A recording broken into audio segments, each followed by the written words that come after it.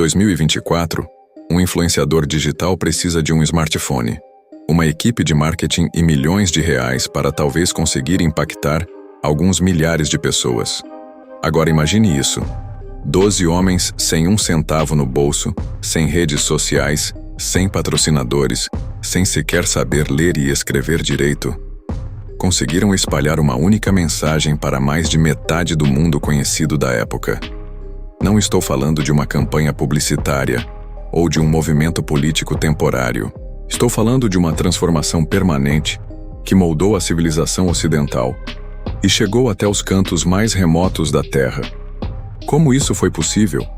A resposta vai te deixar de queixo caído, porque estamos diante de uma das maiores operações logísticas da história humana, realizada por pessoas que jamais deveriam ter conseguido. Prepare-se para descobrir distâncias que desafiam a lógica e jornadas que redefiniram o impossível. Era dali que partiria a maior revolução ideológica da história humana. Imagine: 12 pescadores, cobradores de impostos e trabalhadores braçais recebem a missão de levar uma mensagem revolucionária até os confins da Terra. Ele se tornou uma figura central da comunidade cristã primitiva, e sua autoridade era reconhecida mesmo por aqueles que questionavam a nova fé. Ele foi o único dos 12 que, segundo a maioria dos registros históricos, não morreu martirizado.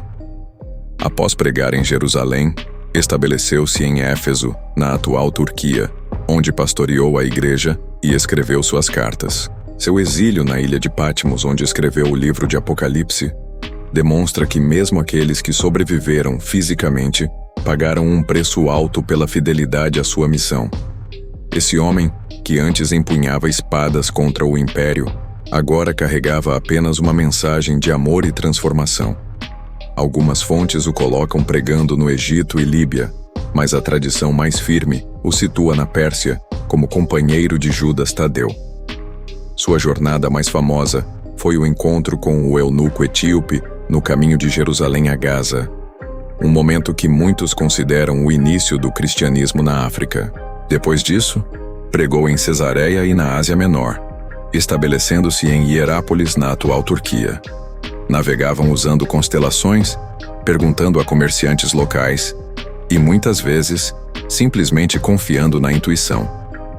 A distância de Jerusalém à Etiópia é de pelo menos 2.400 a 2.500 quilômetros. A igreja etíope preserva tradições que afirmam que ele realizou milagres extraordinários, incluindo a ressurreição do filho do rei egípcio.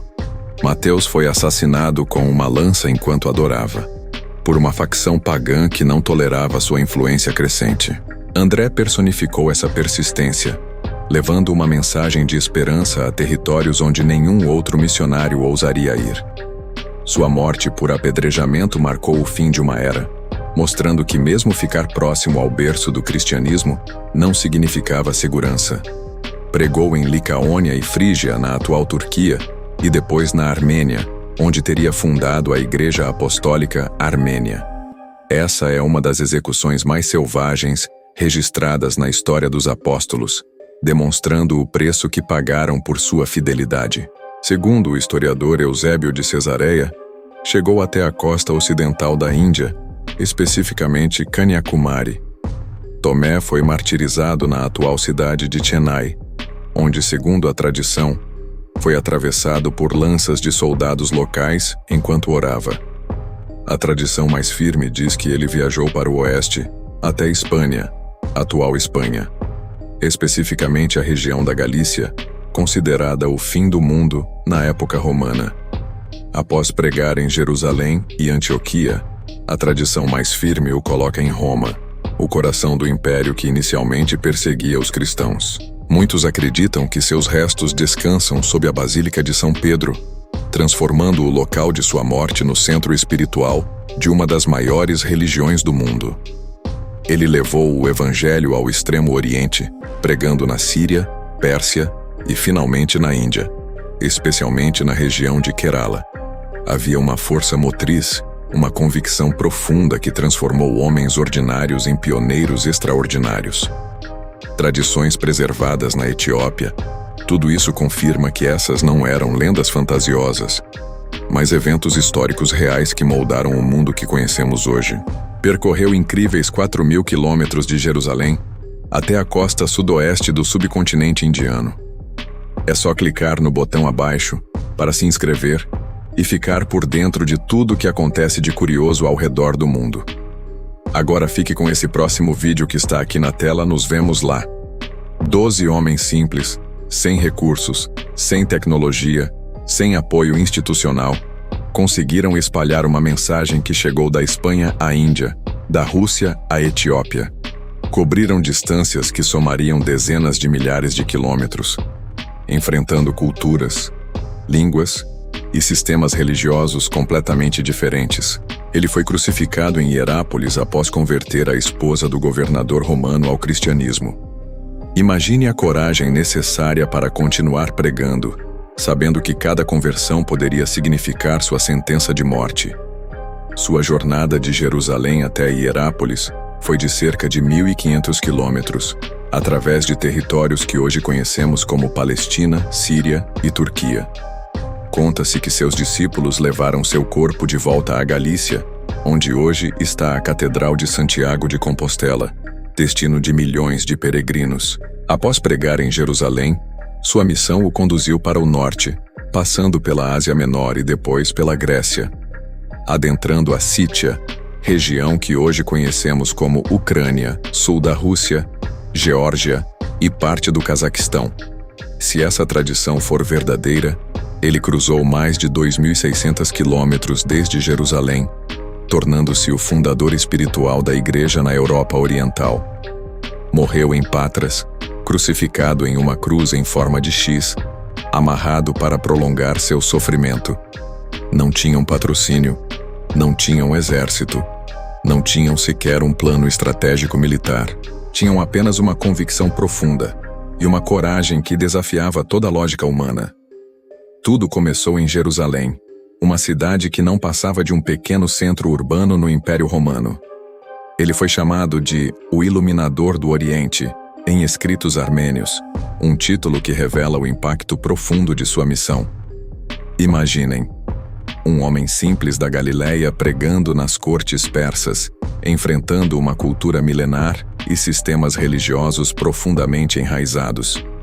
Sua jornada de Jerusalém até Susa percorreu cerca de 1.500 quilômetros através de territórios hostis, desertos áridos e montanhas perigosas. Para colocar isso em perspectiva, é como se alguém hoje decidisse caminhar do Rio de Janeiro até Manaus, sem estradas, sem GPS, sem comunicação moderna, sem saber se vai encontrar água potável no próximo dia. E ainda por cima, fazendo isso numa época em que cruzar fronteiras significava enfrentar tribos hostis, bandidos e soldados que podiam executá-los apenas por serem estrangeiros. Historiadores sérios, incluindo aqueles que não compartilham da fé cristã, reconhecem que algo extraordinário realmente aconteceu. As evidências arqueológicas, os registros históricos e as tradições preservadas por comunidades cristãs ao longo dos séculos nos permitem rastrear essas jornadas épicas com surpreendente precisão. O que mais impressiona é que essas não são lendas fantasiosas. E aqui está o detalhe que poucos percebem.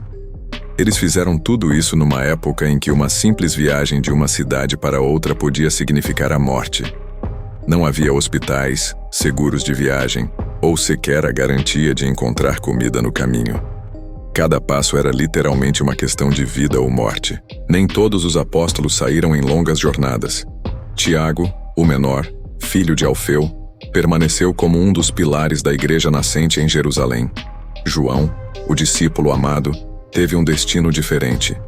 Mas enquanto alguns permaneciam relativamente próximos ao centro, outros se aventuraram em jornadas que desafiam nossa compreensão moderna de coragem e determinação.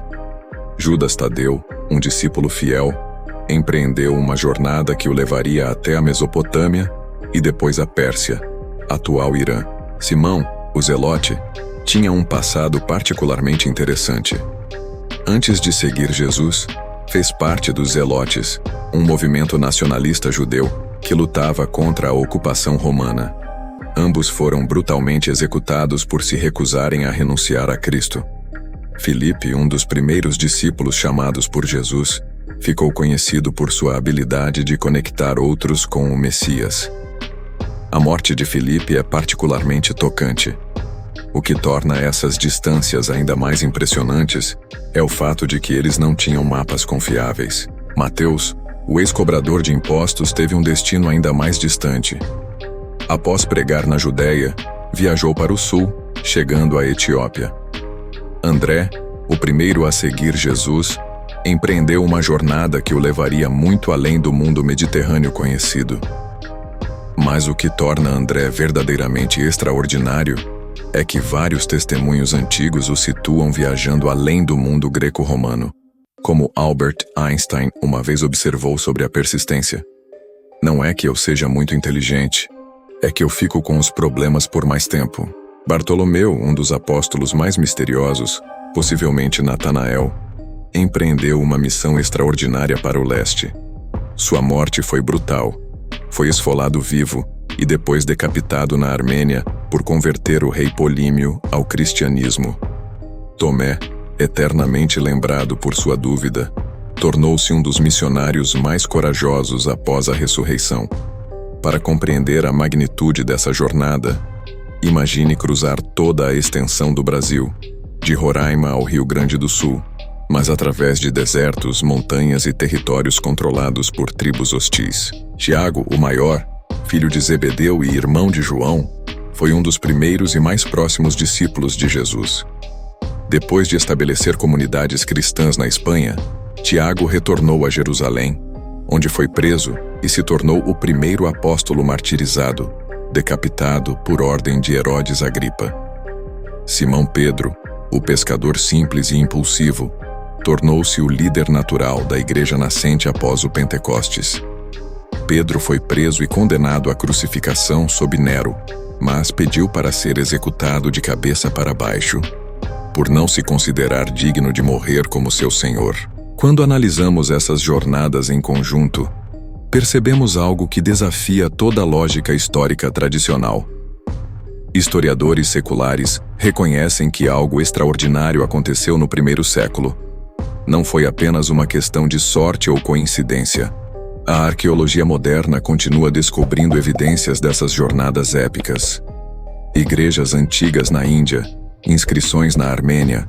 E se você gostou desse conteúdo, já está na hora de começar a nos seguir aqui no canal Sabia Dessa?